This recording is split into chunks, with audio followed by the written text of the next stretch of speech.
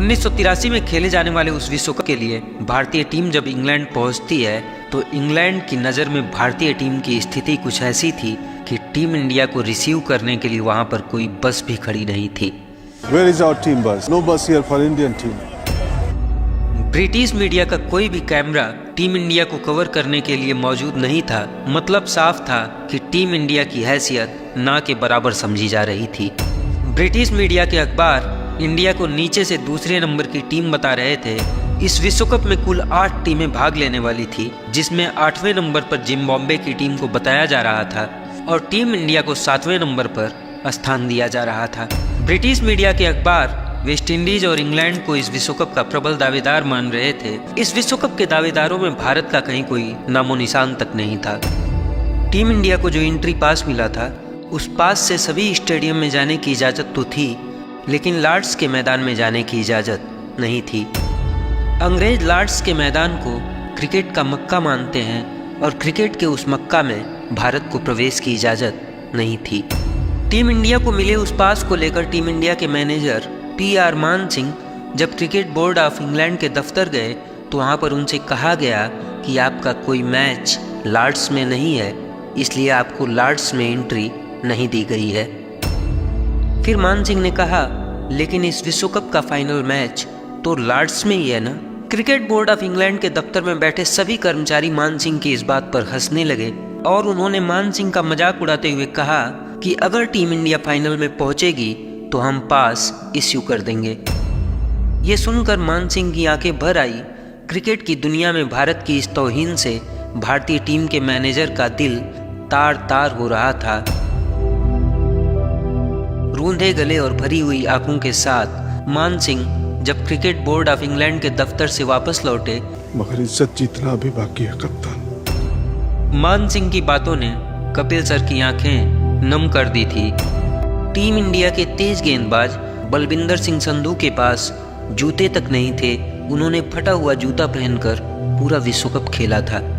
ये फटा हुआ जूता बता रहा था कि उस समय भारतीय टीम और क्रिकेट बोर्ड ऑफ इंडिया किस कंगाली के दौर से गुजर रहा था।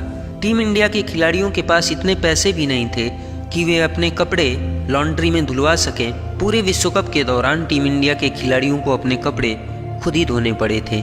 विश्व कप से पहले भारत को 4 वार्म अप मैच खेलने थे। 4 जून 1983 को भारत अपना पहला वार्म अप मैच खेलता है और इस वार्म अप मैच में भारत का टॉप ऑर्डर ताश के पत्तों की तरह बिखर जाता है। 82 रन पर भारत के 5 विकेट गिर चुके थे और कपिल देव सर जब आउट होकर जा रहे थे तो दर्शक दीर्घा में बैठे भारतीय दर्शक ही कपिल देव सर और टीम इंडिया का मजाक उड़ा रहे थे। ओ ये तो फुद्दू टीम है, ओ एक मैच तो जीत के जाओ। अपने ही देश के लोगों का इस तरह का व्यवहार कपिल देव सर की आंखें भर देता है। भारत अपने 3 प्रैक्टिस मैच हार चुका था। औसत से भी नीचे टीम इंडिया की ये परफॉर्मेंस ब्रिटिश मीडिया को भारत को बेआबरू करने का मौका दे देता है। इंग्लिश क्रिकेट पत्रिका विजडन क्रिकेट मंथली के संपादक डेविड फ्रीथ ने अपने लेख में भारतीय टीम को अपमानित करते हुए लिखा, भारतीय टीम विश्व कप खेलने लायक नहीं है और अगर भारतीय टीम यह विश्व कप जीतेगी तो वह अपने आर्टिकल के पूरे पन्ने को खा जाएंगे। हम लोग जब इंग्लैंड पहुंचे, वहाँ के मशहूर क्रिकेट जर्नलिस्ट डेविड फ्रिथ, उन्होंने एक आर्टिकल में ये लिखा कि अगर इंडिया जीती तो then he eat his words, यानी वो अपने अल्फाज खाने के लिए तैयार थे। 25 जून को जीतने के बाद बहुत सेलिब्रेशंस हुए, एक हंगामा हुआ। मैं अपने कमरे में गए जब तक 4 बज गए। जब मैं बैठ के डेविड को एक चिट्ठी लिखा, मियाँ अब हम जीत गए हैं, अब आप अपने अल्फाज खाइए। 1 महीने के बाद 23 जुलाई को डेविड फ्रिथ लॉर्ड्स को गया। वहाँ जाके हाथ में वाइन का ग्लास लिया और जो आर्टिकल उसने लिखा था वो खा गया। ब्रिटिश मीडिया की बात तो छोड़िए, खुद क्रिकेट बोर्ड ऑफ इंडिया के विश्वास की बुनियाद इतनी कमजोर थी कि टीम इंडिया की वापसी का टिकट सेमीफाइनल मैच से 2 दिन पहले ही यानी 20 जून 1983 को ही कंफर्म करा दी गई थी। 22 जून को सेमीफाइनल मैच खेला जाना था और 20 जून को ही भारतीय टीम की वापसी का टिकट खुद बता रहा था कि खुद भारतीय क्रिकेट बोर्ड का भरोसा अपने खिलाड़ियों पर बिल्कुल रेत की नींव जैसे था। ये सारी चीज़ें, ये सारी परिस्थितियाँ, अखबारों की वो हेडलाइंस और सेमीफाइनल से पहले ही टीम इंडिया की वापसी का वो टिकट टीम इंडिया के कप्तान का दिल दहला रहा था। लेकिन पसीनों की स्याही से जो लिखते हैं अपने इरादों को, उनके मुकद्दर के सफ़ेद पन्ने कभी कोरे नहीं रहते। भारतीय टीम का वह कप्तान भी अब ठान चुका था कि जब हारना ही है तो हिम्मत से हारना है, लेकिन हिम्मत नहीं हारनी है। 9 जून 1983 को भारत और वेस्टइंडीज़ का पहला मैच प्रारंभ हुआ। विश्व कप के इतिहास में वेस्टइंडीज़ ने अब तक कोई पराजय नहीं देखी थी।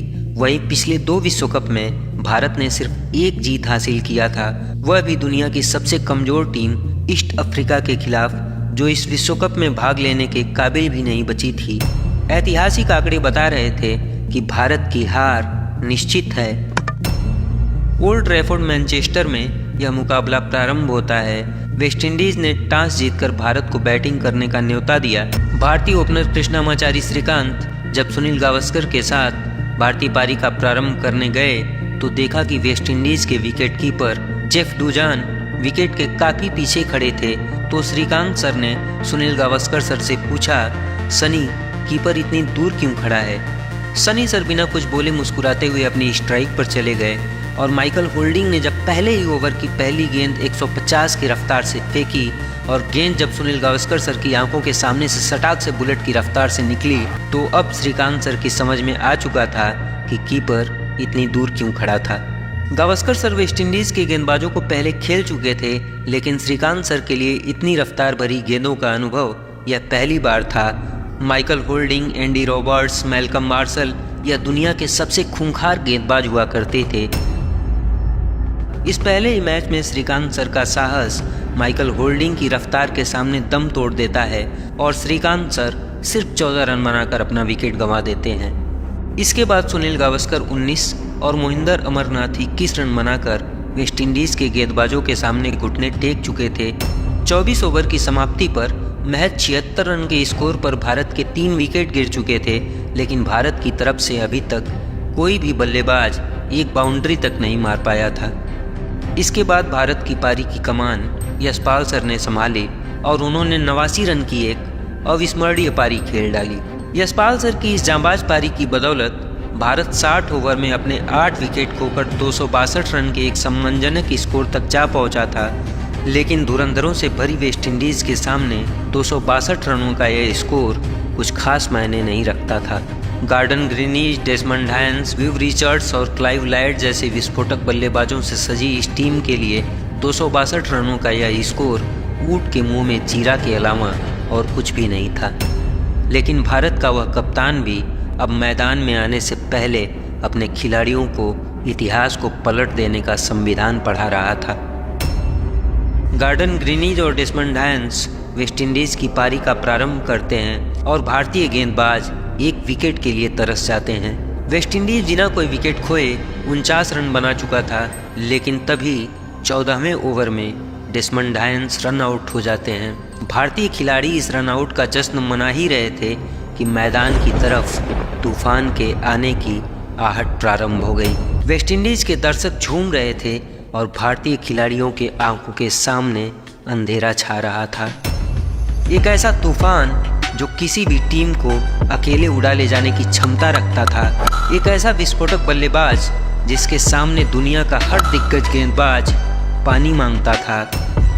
एक ऐसा विध्वंस जिसके कहर से दुनिया की हर टीम खौफ खाती थी, और एक ऐसा डर जिसके अंजाम से उस जमाने में दुनिया की हर टीम डरी हुई थी। मैदान पर विवियन रिचर्ड्स का प्रवेश हो चुका था, लेकिन इस तूफान को रोकने के लिए टीम इंडिया का वह कप्तान भी अपने खिलाड़ियों के दिलों में एक अटल पहाड़ का निर्माण कर रहा था। और कुछ इसी हाल और हालात में 56 रन के स्कोर पर वेस्टइंडीज़ गार्डन ग्रीनिज के रूप में अपना दूसरा विकेट खो देता है। बलविंदर सिंह संधू ने ग्रीनिज को अपना शिकार बना लिया था, लेकिन वो तूफान अभी भी मैदान में था। लेकिन उस तूफान के प्रारंभ होने से पहले ही बारिश प्रारंभ हो जाती है। इस मैच को अगले दिन के लिए टाल दिया जाता है।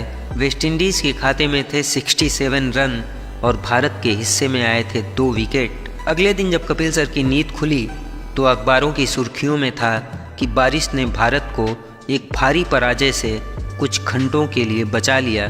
भारत के कप्तान ने जब उस खबर को देखा तो अखबार को उठाकर अपने जूते साफ करना प्रारंभ कर दिया।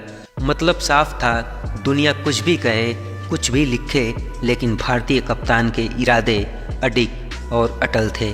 खैर, वह मैच जहां पर छूटा था वहीं से फिर से प्रारंभ होता है और रोजर बिन्नी ने वेस्टइंडीज़ के उस तूफान को, उस विध्वंस को पवेलियन का रास्ता दिखा दिया। महज 17 रन बनाकर तबाही मचाने आया वह तूफान अब चुपचाप जाकर पवेलियन में खामोशी के साथ बैठ जाता है। विव रिचर्ड्स का विकेट गिरने के बाद भारतीय खिलाड़ियों का जोश अपने चरम पर पहुंच चुका था और रोजर बिन्नी और रवि शास्त्री ने 3-3 विकेट लेते हुए पूरी वेस्टइंडीज़ की टीम को महज 228 रनों पर समेट दिया।